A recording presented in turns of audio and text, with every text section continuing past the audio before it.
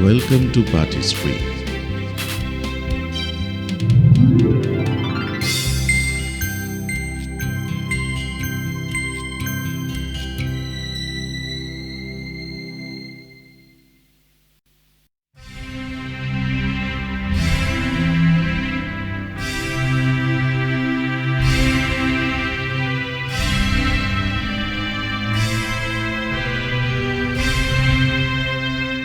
We are going to discuss on the decline of Roman Empire.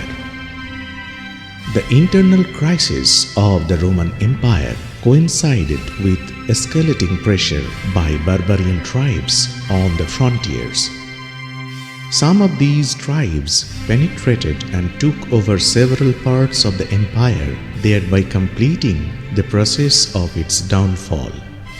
Some historians believe that Roman raids forced some of the Germanic tribes to organize themselves for warfare on a permanent basis, and that this factor acted as catalyst for state formation among the Germanic tribes. In the first half of the 3rd century CE, two confederations of northern Germanic tribes, the Alemanni and the Franks, were the most formidable adversaries of the empire on the Rhine frontier. The Danubian frontier was threatened by another group known as the Goths. But the decline of Roman Empire is explained in various ways. There are several interpretations of the same. We would discuss all these reasons and their relative importance to understand the decline of the great empire and try to find out that how far was the invasion of the Germanic tribes responsible for the decline of Roman Empire. The expansion of the empire had created conditions for the development of the slave mode of production. Following the death of Trajan in CE 117, no new territories were added to the empire. Consequently, there were fewer opportunities for capturing slaves in large numbers. According to the estimates of A.H.M. Jones, slave prices in the 2nd century CE were 8 to 10 times higher than in the 2nd and 1st centuries BCE. The empire was ravaged by plague in CE 165 and again in CE 250. G.E.M. Stay Crookes has argued that by the 2nd century CE, it was no longer profitable to invest in slaves.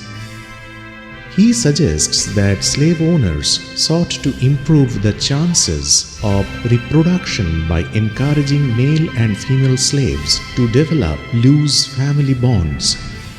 Such slaves began to form matrimonial and kinship ties among themselves and ceased to be mere commodities.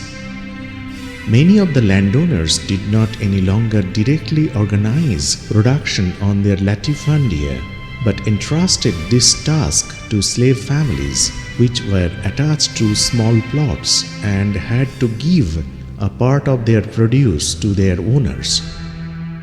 Roman law had a provision which entitled slaves to own some property called peculium.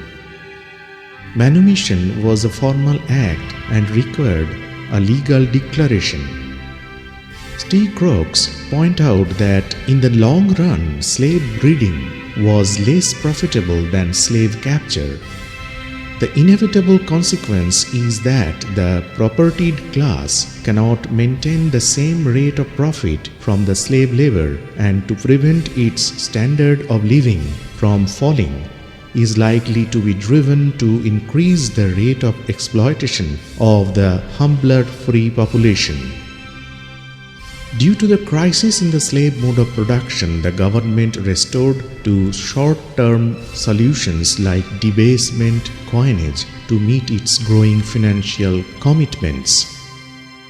The silver denarius had been devalued by 15% under Trajan.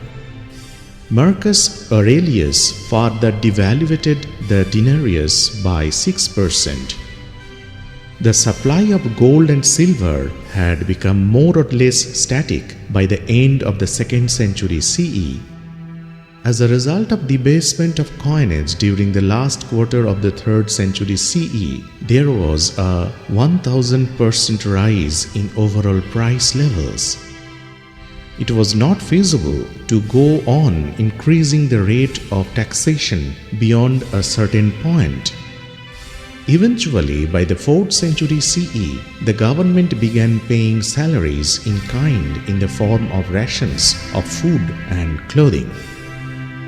The monetary crisis was just one of the factors which contributed to the decline of trade in the latter Roman Empire. What is more, the Mediterranean was the geographical center of the Roman economy, and all major towns were located on or very close to the coastline. The establishment of Pax Romana had given a boost to long-distance seaborne trade. The prosperity of ports like Ostia or Portus was directly linked to the status of Rome as the foremost center of consumption in the Mediterranean. But by the 3rd century CE, the aristocracy was no longer interested in residing at Rome or in its vicinity and moved to estates in the countryside of Italy, Gaul, and Spain. Exchange would have been localized in nature, and except for the luxury sector, we are really dealing with petty commodity production. The big latifundia themselves had stimulated economic self-sufficiency, especially when they were situated at some distance from major centers of habitation. It was one type of decentralization and also a reason behind the crisis of the empire. By the 2nd century CE, the possibilities of further expansion of the empire were exhausted. Military organization on such a gigantic scale necessitated heavy taxation by the state. A.H.M. Jones has called this high rate of taxation as overtaxation. Free grain distribution was also a big drain on the resources of the government. The collection of these taxes required a large administrative apparatus. To this, we must add the need to have a huge centralized bureaucracy to govern the empire. The state tried to ensure that it received the full revenue demand by holding the tax collectors, called decurions or curiales, responsible for its realization. In the Principate, the civic administration of urban centers was entrusted to municipal councils called curia.